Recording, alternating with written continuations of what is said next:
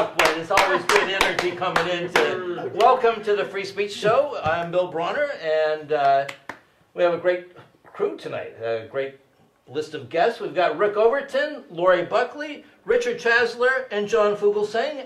Tonight's topic, the premise of the show, we have a topic, everybody brings their thoughts about it, and then we have a panel discussion, so you'll want to watch the second part of the show. But tonight's topic is the war on drugs. And for me, I have always been the Confederate Army of the war on drugs. I have been the terrorist of the war on drugs. I've been doing little guerrilla attacks, but I wasn't a good drug person. First of all, I'm the kind of guy that no one offers drugs to at a party. I'm the one who has to offer.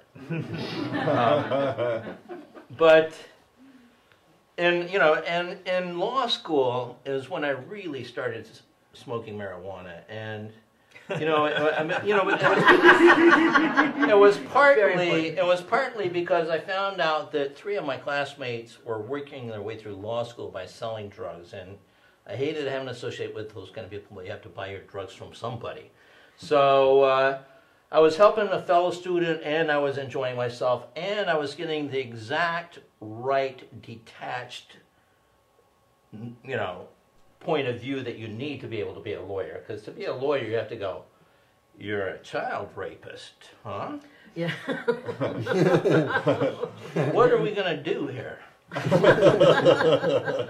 So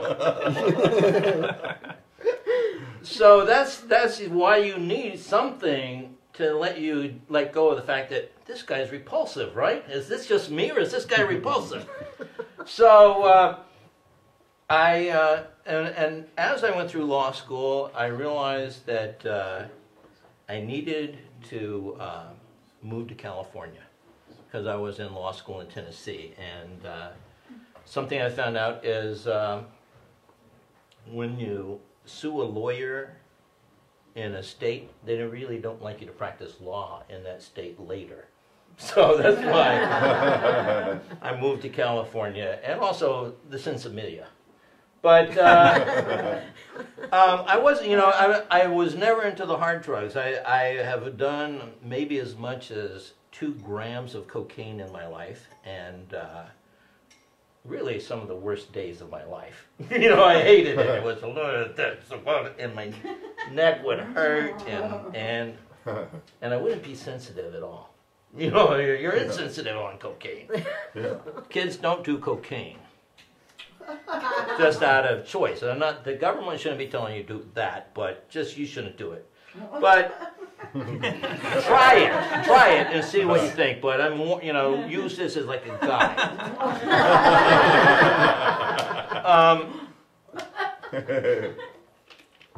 But I tried shrooms, and I did like the shrooms. I tried the pharmaceutical ecstasy before it became illegal, and I really enjoyed the ecstasy.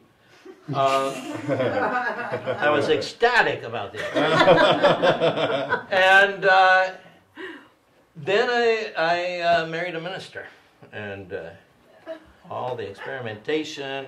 One night I spent the night with Warren Thomas doing whippets. We did, there were 4 of us in the room, and they're not illegal. Whippets are not illegal. We did, there was 4 of us, I think we did 3.5 cases of whippets, whatever.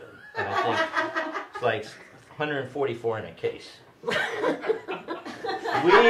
I'm telling you. You're not talking about the racing dog. No. That's a lot of dogs. And Michael Vick's got nothing on. Okay. And I was blue. I was as blue as that tie. And can you get that tie? Yeah. All right.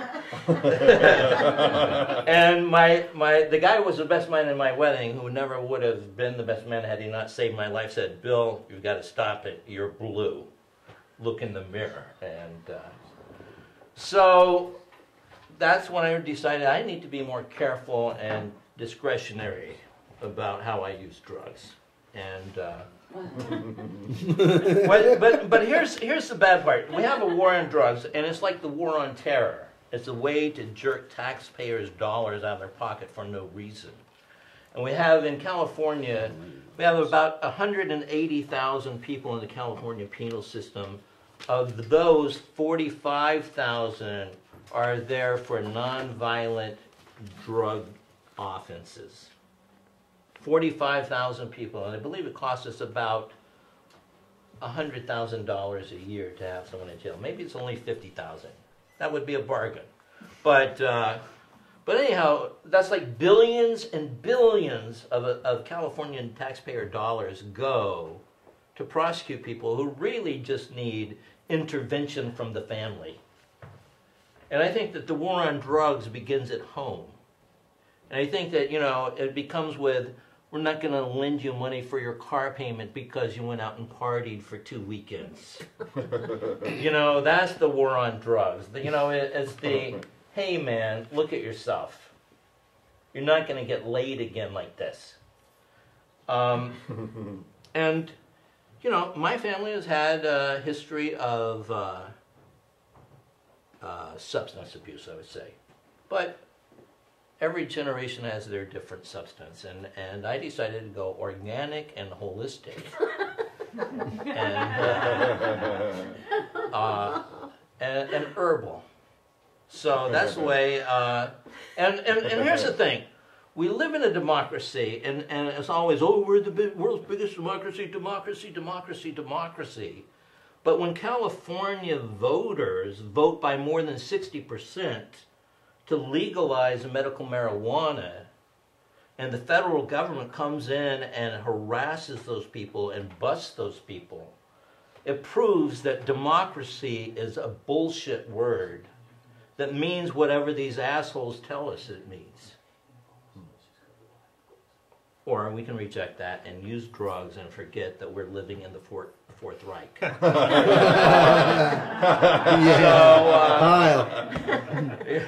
Denial, yeah.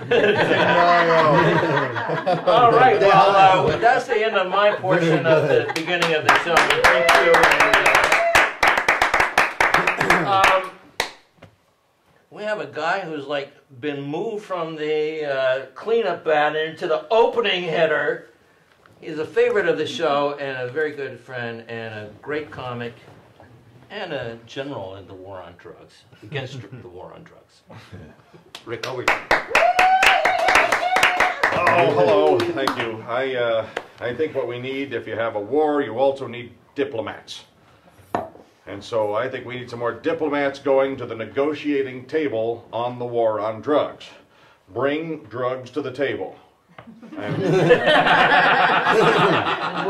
pot will sit over there, and cocaine is going to be over there by itself because it doesn't want to share. But pot wants to sit at all the seats and get everyone into the same mind frame just so it can express itself and not feel weird about it.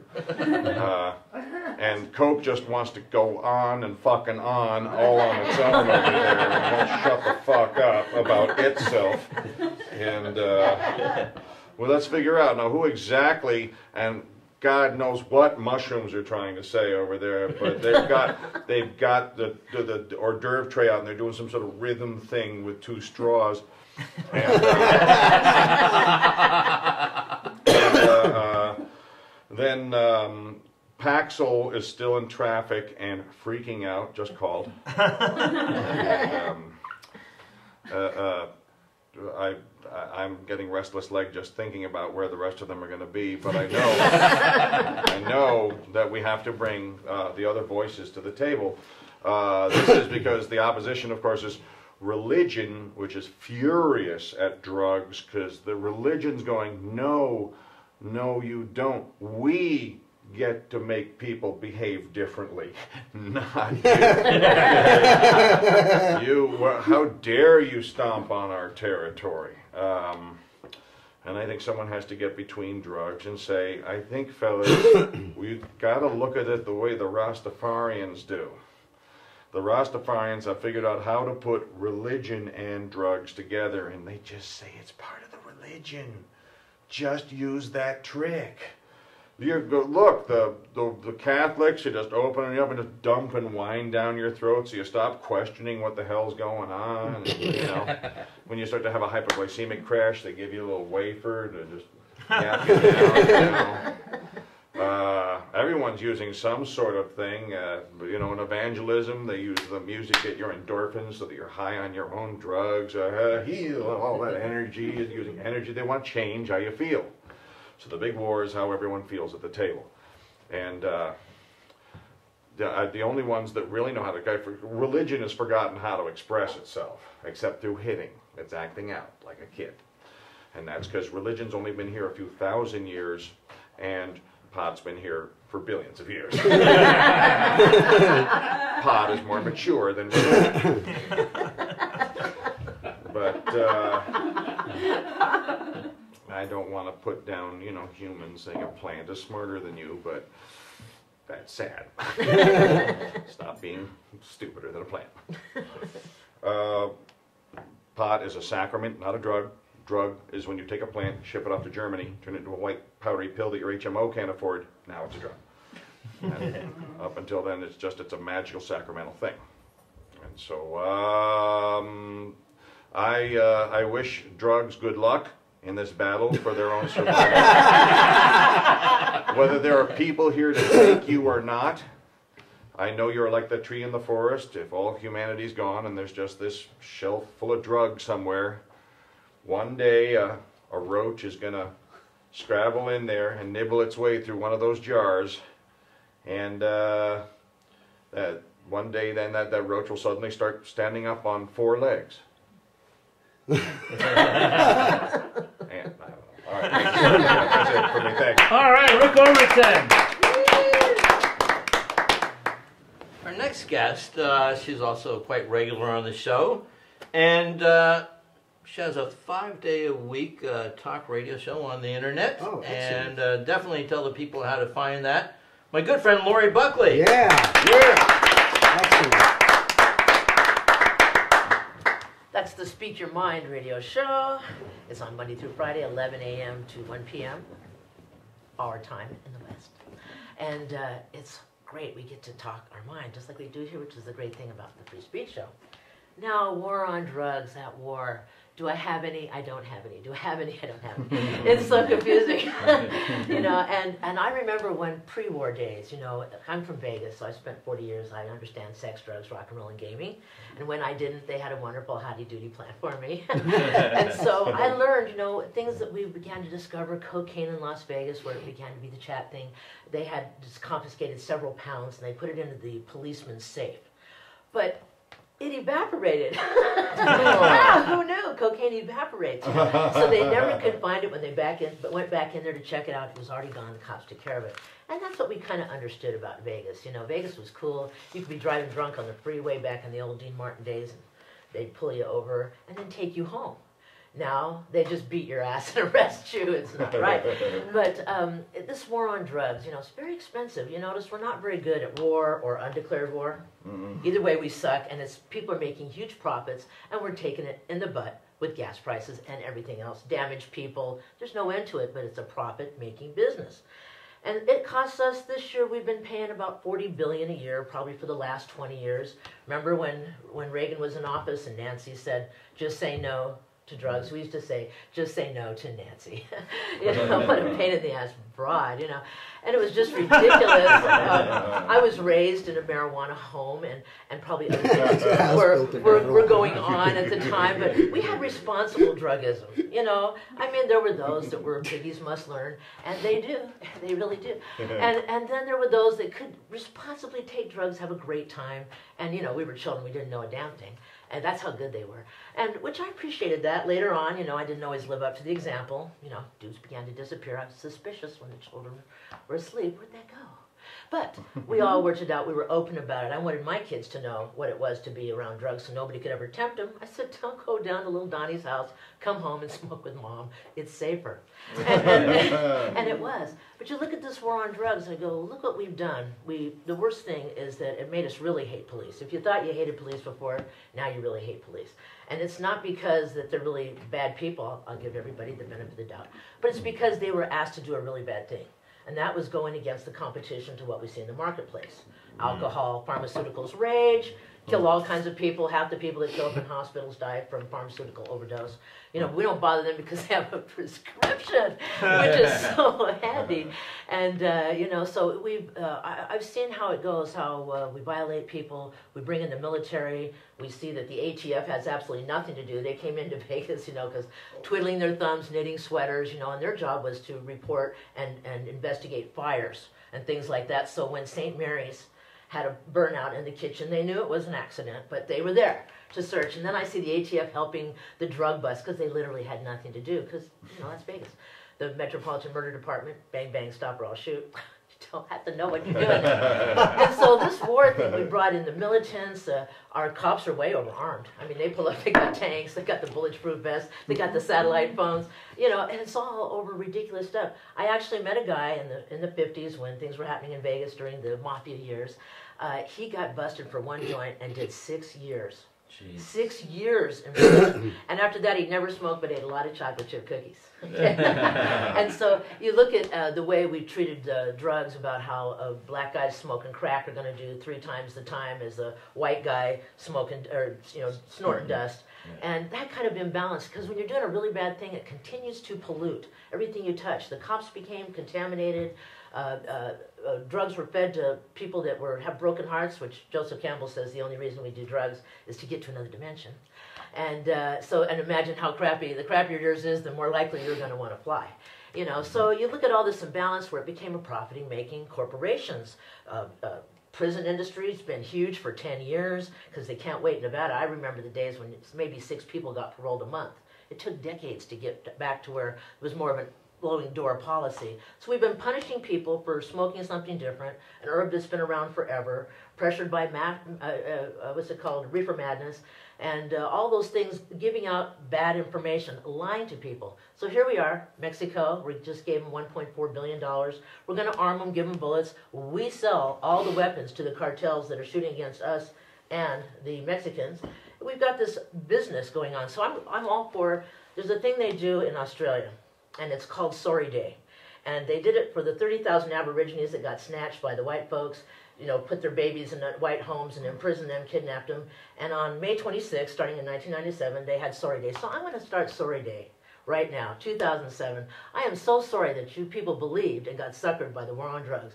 I am so sorry that you didn't know it was a big corporate ripoff and that everybody was milking everybody. Just like war, same thing, same profit, same people, bullets, guns, toys, for death.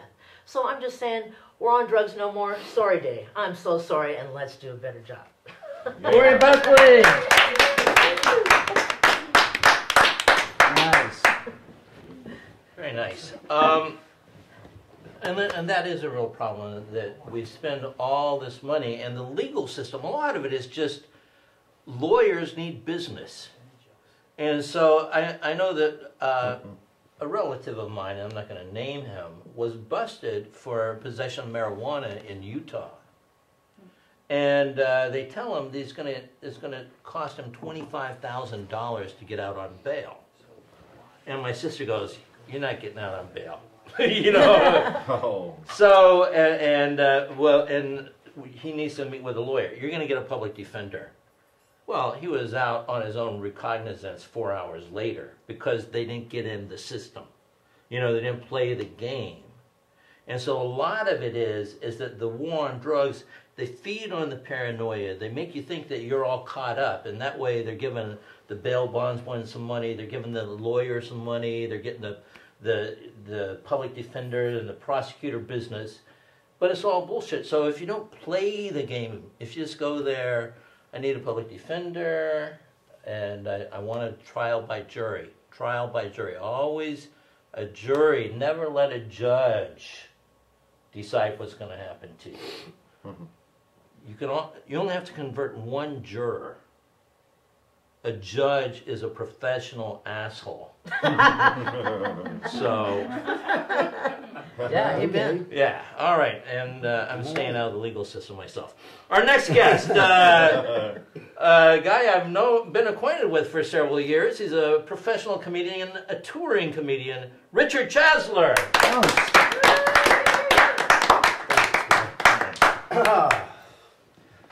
Troops, and I guess we're troops because we're at war. The war, what is the war about? It's about two things, I suppose. It's about money, and it's about holding the smart, fun, intelligent people down from threatening the people in power, which is what every war has always been about through history. If you just look at the last 20th century, go back to Prohibition. It didn't work very well because the government realized they were losing far too much money from the alcohol taxes, and the mafia was making all the money from the alcohol taxes. So what do? Bring back the liquor and tax the fuck out of it. So now the government's got all that alcohol legal and nobody's getting killed anymore. Marijuana was legal during Prohibition, made illegal after Prohibition, when the three richest men in the country, Hearst, DuPont, and who was that other wonderful oil magnate, Getty, go to Congress and say, hey, we're losing money because our newfound industrial enterprises could be doing much more damage to the earth and bringing in way more money, and we'll pay you money to make that thing not cool anymore. So, no more paper from hemp, no more clothes from hemp, no more fuel from hemp seeds, which, by the way, for those of you who don't know, the cars you drive, the engines in them were designed to run on hemp fuel, which now you can't get because the Getty Oil Company decided it was a threat to the money they were making. That's where it's all going. And by the way, don't talk about drugs on your telephone because Bush is listening. Seriously, do you remember, like, I mean, I don't know, when I started smoking dope, it was like Carter was president. And the Beatles weren't broken up for 10 years yet. And you can call someone on the phone and go like, hey, Bob, are you around? Okay, cool, I'll see you in an hour. And that's about all you had to say. You go over to Bob's house and Bob hooks you up. Now, I don't know what it is with people talking on the phone. Hey, you got any smoke? Can I come over for some weed? What the hell is wrong with people in this day and age, man? Medical schmedical, man. If you're calling me, I have no quarter-inch tapes. There's no green t-shirts. The music ain't good. There's no half-inch cassettes. I got nothing else for you, and I don't want to go skiing.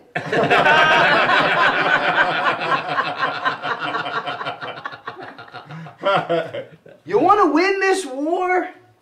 Fuck, man. Protest all the big industry that's keeping marijuana illegal. That's all it is. Oil, paper, tobacco, they're lobbying the government to the tune of hundreds of millions of dollars a year. We can't catch up.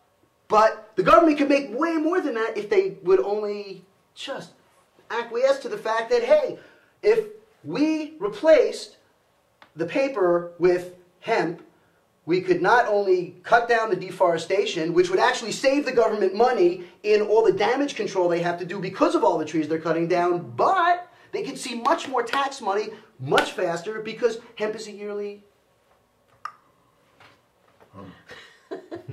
instead of 80 years for an old growth tree. I don't know what else I got to say about it, man. I got too much to say. That's all I got to say. Hey, Richard Kasler! Good job, Rich.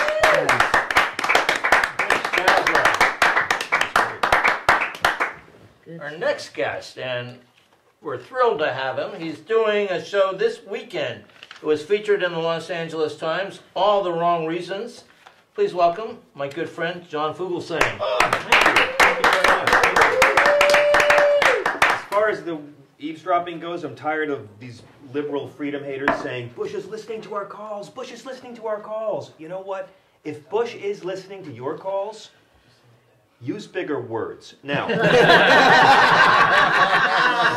thank you for promoting my show. I ran off Broadway for 2 months. A lot of it deals with the drug war, and I feel very like a real American because this week I'm promoting it on both Air America and Fox News. So I feel like I'm pouring myself universally. Now, I was watching Fox News the other night because I'm a thinker, and I saw this commercial that they still air now and then for the drug war that says, if you buy drugs, even pot, your money will go to fund terrorists.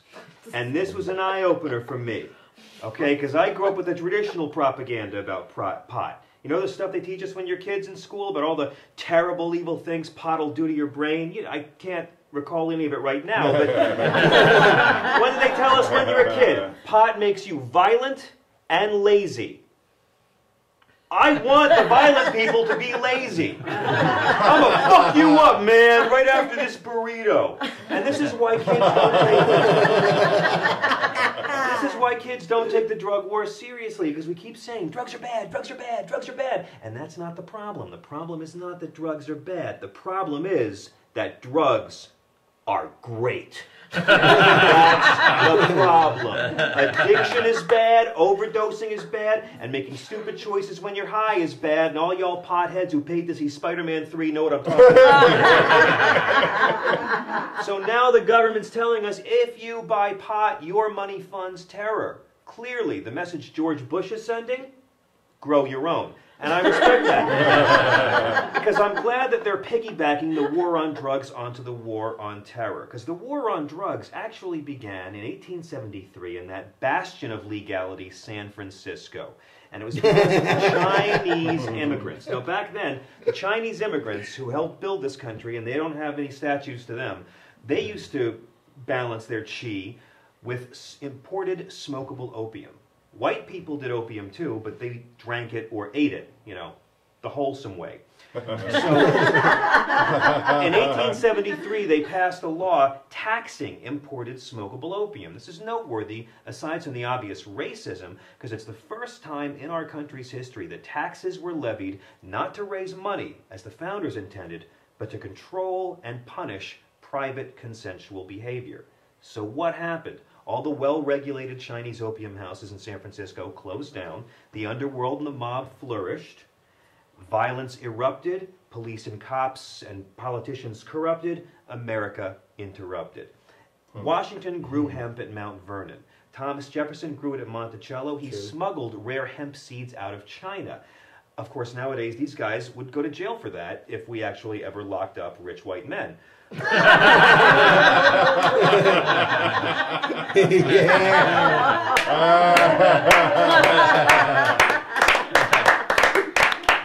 In fairness to Washington, it was his wife's money. Now,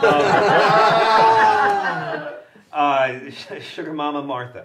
Now, Ben Franklin made one of the first ever colonial paper mills out of hemp paper. You covered everything I wanted to talk about, Rich. Sorry about that. That's all right. Now, Ben Franklin also grew hemp, and I'm not saying Ben smoked any of it. I'm sure lots of sober guys fly kites during thunderstorms, but